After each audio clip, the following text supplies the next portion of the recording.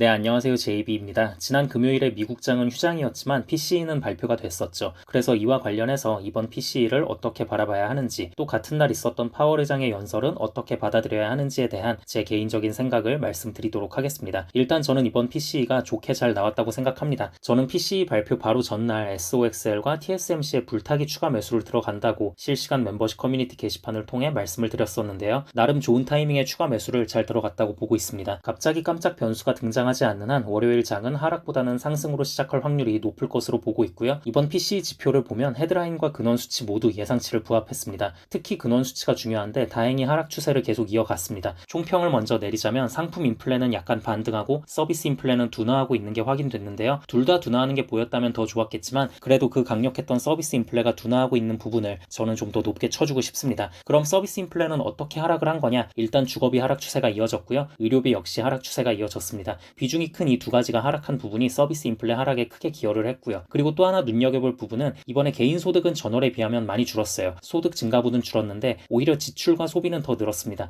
예상치보다도 꽤 많이 늘었어요. 인플레가 안 잡히는 상황에서 소비가 늘면 악재라고 볼 수 있는데 물가는 꾸준히 잡혀가는데 소비는 죽지 않는다? 골디락스의 형태를 띠고 있는 거죠. 그리고 이렇게 소비가 죽지 않았기 때문에 상품 인플레는 약간 반등했다고 보시면 될 것 같습니다. 그리고 PCE 발표가 있던 같은 날 파월 의장의 연설도 있었습니다. 이번 파월 의장의 연설을 두고 이걸 매파적이라고 해석하는 유튜브 채널들이 좀 있는 것 같더라고요. 정식 언론사 뉴스 채널들 포함해서요.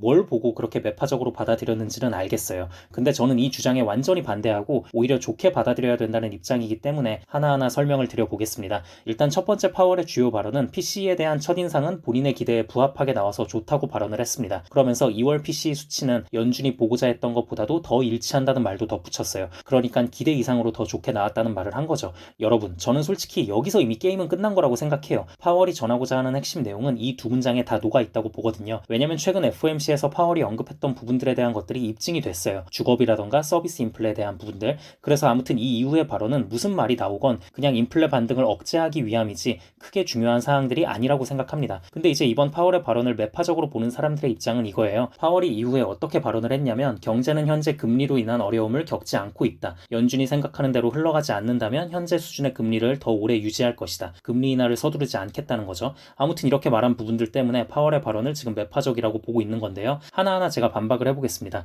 우선 경제는 현재 금리로 인한 어려움을 겪지 않고 있다고 말한 부분. 이거는 그냥 있는 사실을 그대로 얘기한 거예요. 꼭 반드시 경제가 나빠져야지만 인플레를 잡을 수 있는 건 아니잖아요. 경제는 좋게 유지되면서 인플레를 잡을 수도 있는 겁니다. 그리고 우리는 그걸 노랜딩 혹은 골디락스라고 부르죠. 달성하기 굉장히 어려운 거긴 한데 그렇다고 불가능한 건 아니거든요. 그래서 이 부분은 크게 신경 쓸 건 없다고 봐요. 그리고 두 번째, 연준이 생각하는 대로 흘러가지 않는다면 현재 수준의 금리를 더 오래 유지할 것이라는 부분. 이건 당연한 거죠. 당연히 그렇게 해야죠. 그럼 인플레도 안 잡혔는데 금리를 어떻게 내려요? 그게 더 이상한 거지. 그리고 이 정도 수준의 멘트는 원래 늘 해오던 거였어요. 또 이런 멘트가 한두 개씩이라도 있어야 그나마 시장이 약간이라도 쫄죠. 너무 대놓고 비둘기파로 나가면 기껏 잘 잡혀가는 인플레가 괜히 다시 반등할 수도 있는 거기 때문에 뻔하지만 저런 말은 꼭 덧붙일 수밖에 없는 게 파월 의장의 입장이죠. 자, 그리고 제가 한 가지만 더 말씀을 드리고 마무리하겠습니다. 이번 파월의 발언 중에 저는 이게 되게 중요하다고 생각하는데요. 연준이 대차대조표 감축 속도를 늦추는 건 경제 상황과는 전혀 상관이 없다라는 말을 했어요. 대차대조표 축소라는 개념은 경제 공부를 시작한 지 얼마 안 된 초보분들은 약간 이해하기 힘드실 텐데요. 이해가 안 되면 일단 지금 상황에선 그냥 수학 공식 외우듯이 외우세요.